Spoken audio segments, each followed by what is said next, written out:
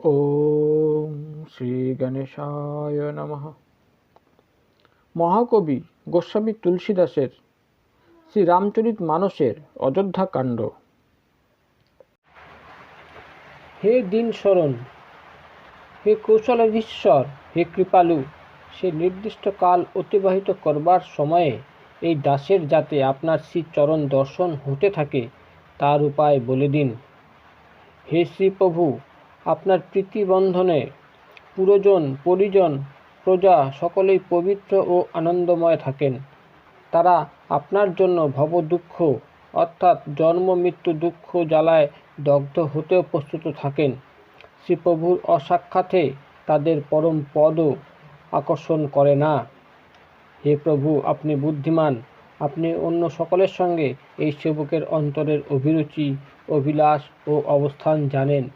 হে পূজনীয় দেব, আপনি সকলের যেন প্রতিপালন করতে থাকবেন আর উভয় দিক রক্ষা করে চলবেন। আমার এরূপ বিশ্বাস আছে, বিচার বিবেচনা করলে আর যে অল্প চিন্তাও অবশিষ্ট থাকে না।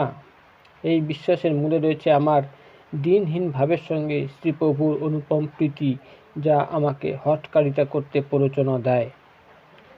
হে শ্রীপ্রভু, এই মহাদোষকে দূর করুন আর সেবককে সংকোচ ত্যাগ করে শিক্ষা দিন। শ্রী ভরতের কথার মধ্যে হংসের ন্যায় দুগ্ধ ও জলকে পৃথক করবার সামর্থ্য ছিল। তার নিবেদন শ্রবণ করে সকলেই তার উচ্ছ্বসিত প্রশংসা করলেন। দীনবন্ধু সুচতুর শ্রীরামচন্দ্র অনুজ শ্রী ভরতের দিনহীন সহজ সরল কথা শুনে দেশ, কাল ও সময় বিচার করে বললেন, হে ভ্রাতা, তোমার, আমার, পরিবারের, গৃহের, অরণ্যের সকলের চিন্তা তো গুরুদেব বশিষ্ঠদেব ও রাজর্ষি জনক করছেন। আমাদের অভিভাবক রূপে যখন গুরুদেব, মুনিবর বিশ্বামিত্র ও মিথিলাপতি রাজর্ষি জনক রয়েছেন, তখন স্বপ্নেও আমার ও তোমার ক্লেশ থাকতেই পারে না। আমাদের উভয়ের পুরুষার্থ, স্বার্থ, সুযশ, ধর্ম ও পরমার্থ পিতৃদেবের আদেশ পালনের মধ্যেই নিহিত আছে। রাজার মঙ্গলেই তো তিলকের মঙ্গল হয়, শাস্ত্র তো এইরূপই বলে। গুরুদেব, মাতা, পিতা ও প্রভুর আদেশ পালন করলে কুপথে ভুল করে চলে গেলেও পদস্খলন হওয়ার ভয় থাকে না।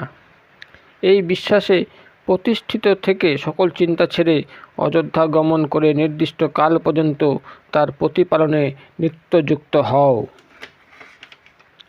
দেশ, ধনসম্পদ, আত্মীয় স্বজন, পরিবার আদির দায়িত্ব তো গুরুদেবের পদরজে অর্পিত আছেই।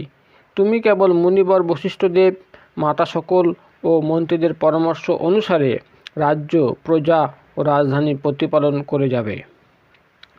তুলসীদাস বলেন, শ্রীরামচন্দ্র বললেন, যেমন মুখ একাই খাদ্য গ্রহণ করে কিন্তু তার দ্বারা সর্বাঙ্গের পুষ্টি সাধন হয়, তেমনি দলনেতারও আচরণ হওয়া উচিত, অর্থাৎ নিজে গ্রহণের মাধ্যমে যেন সতত প্রজাবর্গের হিত সাধন হয়। রাজধর্মের সর্বস্ব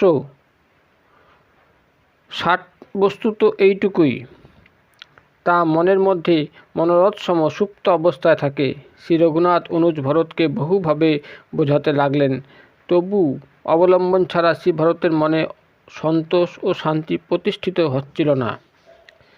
প্রভু শ্রীরামচন্দ্র তখন উভয় সংকটে। একদিকে ছিল শ্রী ভরতের প্রীতি ও সদাচারের আকর্ষণ, আর অন্যদিকে গুরুজন, মন্ত্রী, প্রজা সকলের উপস্থিতি। শ্রী রঘুনাথ সংকোচ ও স্নেহে বিশেষভাবে যুক্ত হয়ে পড়লেন, অর্থাৎ তিনি শ্রী ভরতকে তার পাদুকা অবলম্বন রূপে দিতে চান, কিন্তু তার গুরুজনও যে সেখানে উপস্থিত ছিলেন তাই সংকোচ ছিল। অবশেষে শ্রী ভরতের প্রেমের বশীভূত হয়ে প্রভু শ্রীরামচন্দ্র কৃপা করে তাকে অবলম্বন রূপে পাদুকা দান করলেন। শ্রী ভরত তা লাভ করে মাথায় তুলে নিলেন। করুণানিধান শ্রীরামচন্দ্রের কাষ্ঠ পাদুকা যুগল প্রজা প্রাণরক্ষায় যেন দুই প্রহরী ও শ্রী ভরতের প্রেমরূপী রত্নের পাত্রস্বরূপ ছিল। আর রাম নামের দুই অক্ষর রা ও ম জীব উদ্ধারের মন্ত্র, যা ছিল রঘুবংশ রক্ষা করবার জন্য দুইটি কপাট। শ্রেষ্ঠ কর্ম সম্পাদন করবার জন্য যুগল হস্তসম সহায়ক ছিল, আর শ্রেষ্ঠ সেবা ধর্ম পালনের জন্য যুগল নয়ন ছিল। শ্রী ভরত এই অবলম্বন লাভ করে পরম আনন্দ অনুভব করলেন। তা লাভ করে যেন শ্রী ভরত সীতারামের প্রত্যক্ষ সাহচর্যের সুখ অনুভব করলেন। অতঃপর শ্রী ভরত প্রভু শ্রীরামচন্দ্রকে প্রণাম নিবেদন করে যাত্রার জন্য অনুমতি চাইলেন। তা দেখে প্রভু শ্রীরামচন্দ্র তাকে বুকে জড়িয়ে ধরলেন। এদিকে দেবরাজ ইন্দ্র সময়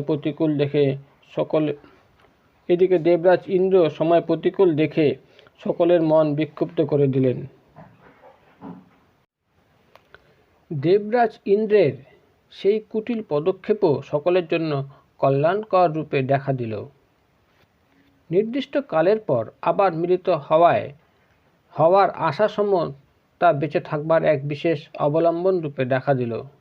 মন বিক্ষিপ্ত না হলে শ্রী লক্ষ্মণ, সীতাদেবী ও শ্রীরামচন্দ্রের বিরহরূপ বিকট রোগ জনগণকে গ্রাস করে ফেলত, আর তারা হা হুতাশ করতে করতে প্রাণ বিসর্জন দিত। প্রভু শ্রীরামচন্দ্রের কৃপা সকল সমস্যার সমাধান রূপে আবির্ভূত হল। দেবতাগণের সেনা যা লুণ্ঠন করতে এসেছিল তাই হিতকর ও রক্ষক রূপে দেখা দিল। শ্রীরামচন্দ্র জড়িয়ে ধরে অনুজ ভরতকে আদর করছেন। শ্রীরামচন্দ্রের প্রেমের সেই রস বর্ণনাতীত সুন্দর ছিল। কায় মনোবাক্যে ত্রিধারার প্রেম প্রবাহিত হচ্ছিল। যিনি স্বয়ং ধৈর্যধ্বজ রূপে পরিচিত সেই রঘুনাথও সেই ধৈর্য হারিয়ে ফেললেন। তার কমল সদৃশ নয়ন যুগল দ্বারা প্রেমশ্রু ধারা ক্ষরণ হচ্ছিল। তাই এইরূপ অবস্থা দেখে দেবতাগণ দুঃখিত হলেন। মুনিগণ, গুরু বশিষ্ঠদেব ও রাজর্ষি জনকসম জ্ঞানী ব্যক্তিগণ, যারা জ্ঞানাগ্নিতে মনকে সুবর্ণ সম বিশুদ্ধ করে নিয়েছিলেন ও যাদের বিধাতা নির্লিপ্ত রূপেই সৃষ্টি করেছিলেন যাতে তারা জগৎরূপ জলে পদ্মপত্রসম অনাসক্ত থাকেন, তারাও এই অতুলনীয় প্রেম দেখে প্রেমময় হয়ে গেলেন।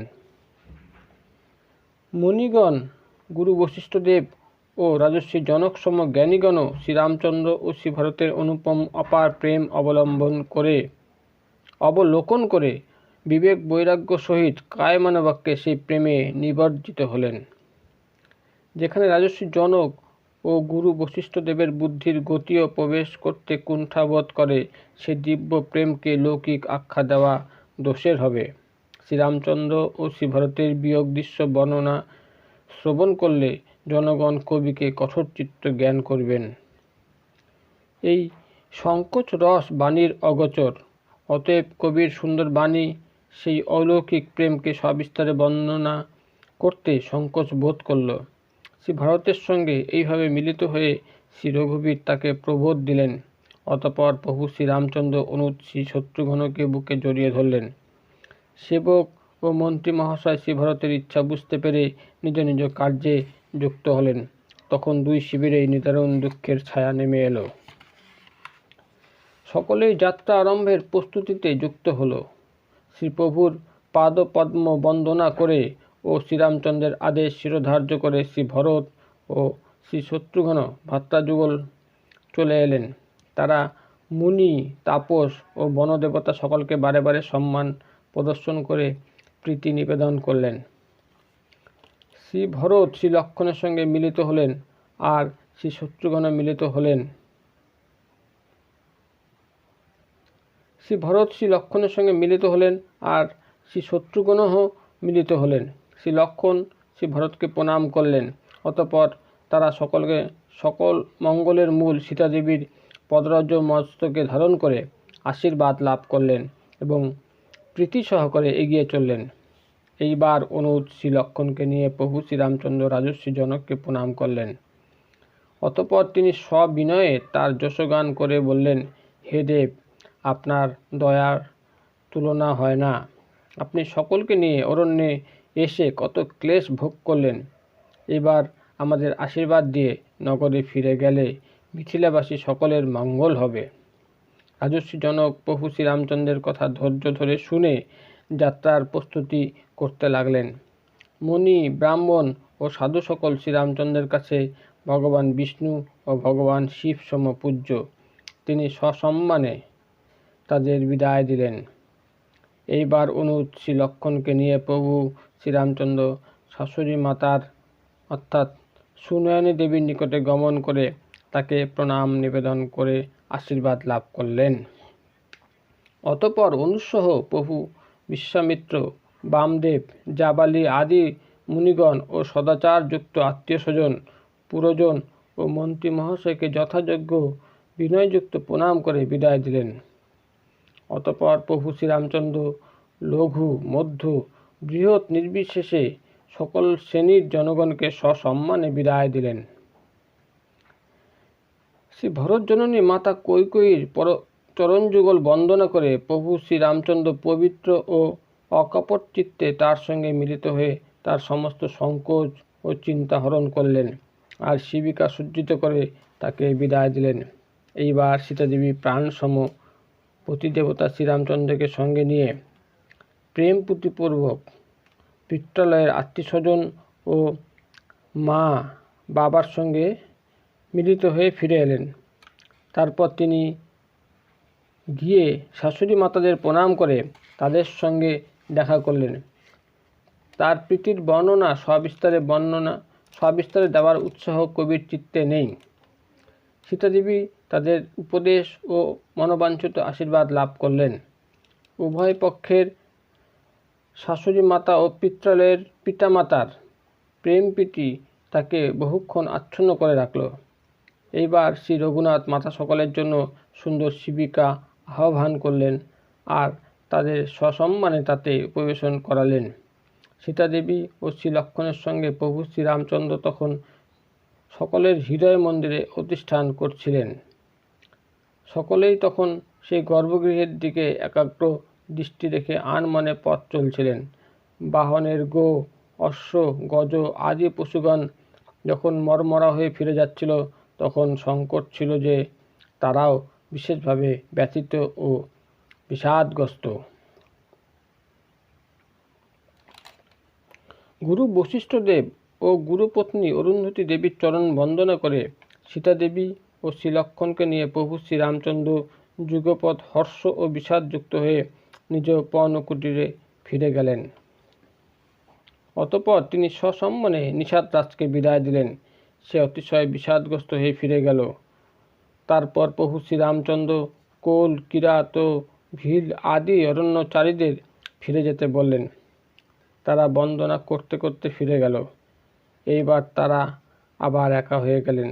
তখন প্রভু শ্রীরামচন্দ্র, সীতাদেবী ও শ্রীলক্ষ্মণ বটবৃক্ষের তলায় বসে প্রিয়জন ও আত্মীয় স্বজনদের বিচ্ছেদে বিলাপ করতে লাগলেন। শ্রী ভরতের স্নেহ স্বভাব ও সুমধুর কথাবার্তা সকল তিনি পত্নী সীতাদেবীর ও অনুজ শ্রীলক্ষ্মণের সঙ্গে আলোচনা করতে লাগলেন। শ্রীরামচন্দ্রের ও শ্রী ভরতের উপর প্রেম প্রীতি বিশেষভাবে বর্তমান।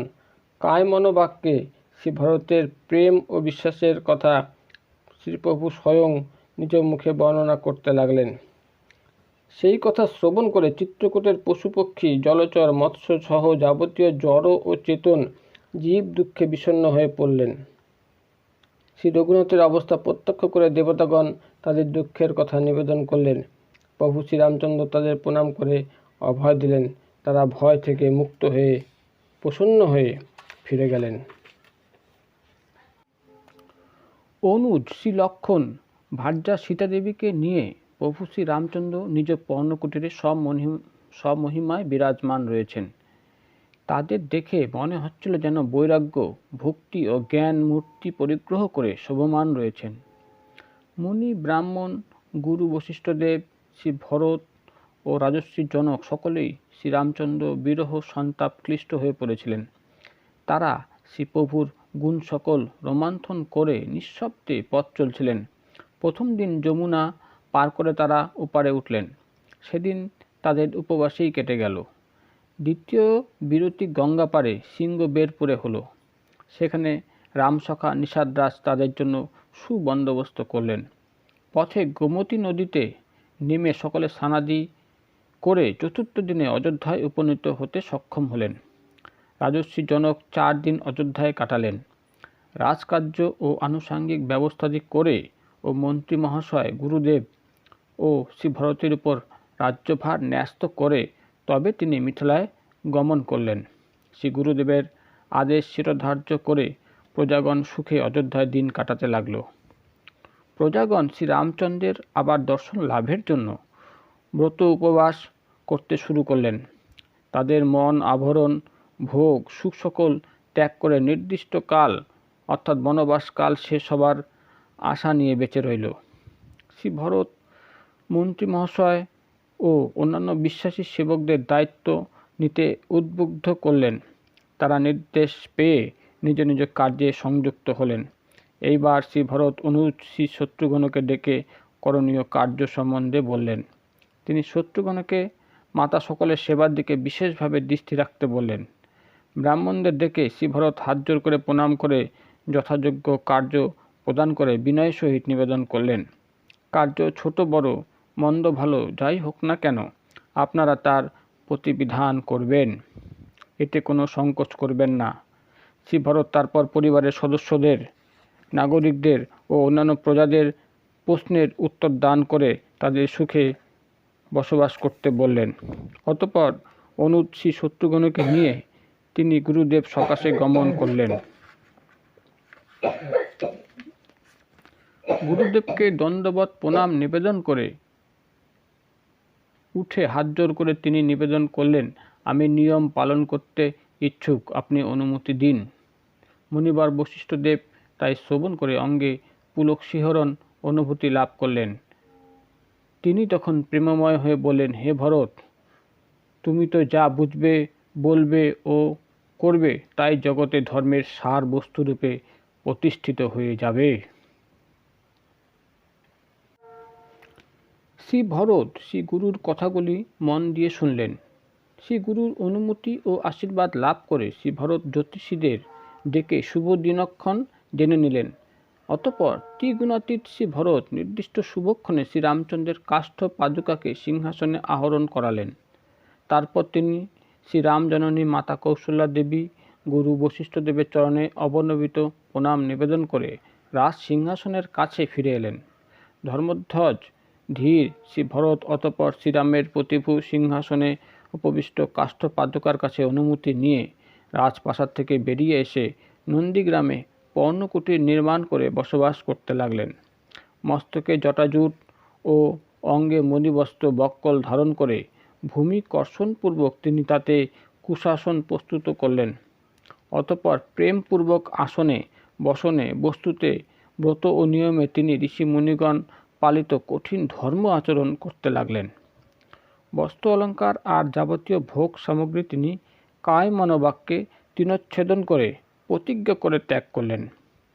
অযোধ্যার রাজ সিংহাসন দেবরাজ ইন্দ্রও কামনা করতেন, আর সেই সিংহাসনে মহারাজ শ্রী দশরথ অধিষ্ঠিত আছেন জেনে কুবেরও লজ্জা পেতেন।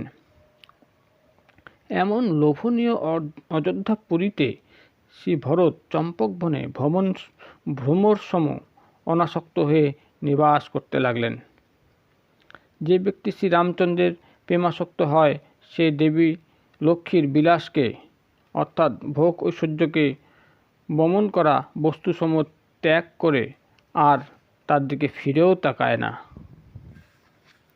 আর শ্রী ভরত তো নিজে শ্রীরামচন্দ্রের প্রিয় পাত্র, তার এই ভোগ ঐশ্বর্য ত্যাগরূপ কার্য আশ্চর্যজনক কিছু ছিল না। পৃথিবীর জল না গ্রহণ করবার প্রতিজ্ঞায় চাতকের ও জল ও দুগ্ধ পৃথক করবার এক বিশেষ শক্তির জন্য হংসের প্রশংসা করা হয়ে থাকে। শ্রী ভরতের দেহবল্লরী দিনে দিনে আকারে শীর্ণ হতে লাগল। তার ক্ষাত্র তেজ যেন স্তিমিত হতে দেখা গেল, কিন্তু শক্তি ও বদনকান্তি অপরিবর্তিত রইল। তার মধ্যে শ্রীরামচন্দ্রের উপর প্রেমের নিত্য নতুন বৃদ্ধি দেখা গেল। ধর্মদলে বিস্তার আসতে দেখা গেল, কিন্তু মালিন্য মনকে স্পর্শ করতে সক্ষম না হওয়ায় মন প্রসন্ন হয়েই রইল। শরৎ ঋতুর আবির্ভাবে জলের পরিমাণ হ্রাস দেখা গেলেও বেতসলতা ও কমলে বিকাশ আসতে দেখা যায়। তেমনই শ্রী ভরতের অবস্থা হলো। শ্রী ভরতের হৃদয় আকাশে নির্মলতার সঙ্গে সম দম সংযম ও নিয়ম নক্ষত্ররূপে দেখা দিল। শ্রী ভরতের নির্মল হৃদয়াকাশে বিশ্বাস ধ্রুবতারাসম অটল অচঞ্চল, 14 বৎসর কালের লক্ষ্য পূর্ণিমাসম ও শ্রীরামচন্দ্রের স্মৃতি রোমান্থন আকাশ গঙ্গা ছায়াপথসম উদ্ভাসিত ছিল। সেই আকাশে অচঞ্চল নিষ্কলঙ্ক চন্দ্র ছিল তার শ্রীরামচন্দ্রের উপর প্রীতি ও প্রেম। সেই চন্দ্র নক্ষত্রগণসহ হৃদয় আকাশকে আলোকিত করে রেখেছিল। শ্রী ভরতের অধ্যাসন বুদ্ধি কর্ম ভক্তি বৈরাগ্য নির্মল গুণ ও ঐশ্বর্য বর্ণনা করতে সকল কবি সংকোচ বোধ করবেন। অন্যরা কি কথা, সাক্ষাৎ শেষনাগ গণেশ ও দেবী সরস্বতীও তাতে প্রবেশ করতে অক্ষম। শ্রী ভরত নিত্য শ্রী প্রভুর কাষ্ঠ পাদুকায় পূজা অর্চনা করেন। সেই সময়ে তার প্রভু শ্রীরামচন্দ্রের উপর প্রেম উথলে পড়ে। তিনি সেই প্রতিভুর নিকটে অনুমতি ভিক্ষা করেই সব রকম রাজকার্য পরিচালনা করতেন। অন্তরে সতত সীতারামের নিবাস করেন। অন্তরে সতত শ্রী সীতারাম নিবাস করেন, তাই তার তনুতে সতত পুলক শিহরণের অনুভূতি লাভ হয়। তার জিহ্বা রাম নাম জপে নিত্যযুক্ত থাকে। তার নয়নে প্রেমশ্রু টলমল করে। শ্রী লক্ষ্মণ শ্রীরামচন্দ্র ও সীতাদেবী তো অরণ্যে বাস করেন, কিন্তু শ্রী ভরত গৃহে বসেই তপস্যায় দেহকে ক্লিষ্ট করতে লাগলেন। উভয় দিক অরণ্য ও নন্দীগ্রাম বিচার করে সকলেই এক বাক্যে স্বীকার করে যে শ্রী ভরতের আচরণ সর্বতোভাবে প্রশংসনীয়। ব্রত ও নিয়ম পালন পদ্ধতি সাধু সন্তদের মনেও সংকোচ আনত। তার তপস্যা মুনিশ্রেষ্ঠগণকেও লজ্জায় ফেলে দিতে সক্ষম ছিল। শ্রী ভরতের আচরণ চরিত্র পরম পবিত্র। তা মধুর সুন্দর ও একাধারে আনন্দ ও মঙ্গল প্রদানকারী। তা কলিযুগের কঠিন পাপ ও ক্লেশ সকল হরণ করতে সক্ষম।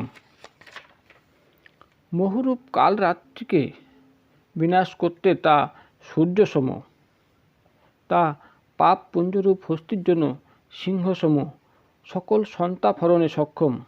তা ভক্তদের জন্য আনন্দ প্রদানকারী আর ভবভার ভঞ্জনকারী ও শ্রীরাম প্রেমরূপ চন্দ্রের সারভূত বা অমৃত। শ্রী সীতারামের প্রেমরূপ অমৃতে পরিপূর্ণ শ্রী ভরতের জন্ম না হলে কে মুনি মনের অগম্য যম নিয়ম সম দম আদি কঠোর ব্রত আচরণ করে দেখাত। দুঃখ সন্তাপ দম্ভ দারিদ্র আদি দোষসমূহকে কে নিজ সুযশের বলে হরণ করত, আর কে কলিকালে তুলসীদাস সম সৎ ব্যক্তিদের জোর করে শ্রীরামচন্দ্রের শরণাগত করত। ভক্ত কবি তুলসীদাস বলেন যে, কেউ শ্রী ভরতচরিত নিয়ম করে সমাদরে শ্রবণ করবে, যে কেউ শ্রী ভরতচরিত নিয়ম করে সমাদরে শ্রবণ করবে, তার শ্রী সীতারামের চরণে অবশ্যই অনুরাগ লাভ হবে আর সাংসারিক বিষয়রসে বৈরাগ্য জন্মাবে। কলিযুগে সমস্ত পাপের বিনাশকারী শ্রীরামচরিত মানসের দ্বিতীয় সোপান অযোধ্যাকাণ্ড সমাপ্ত হলো।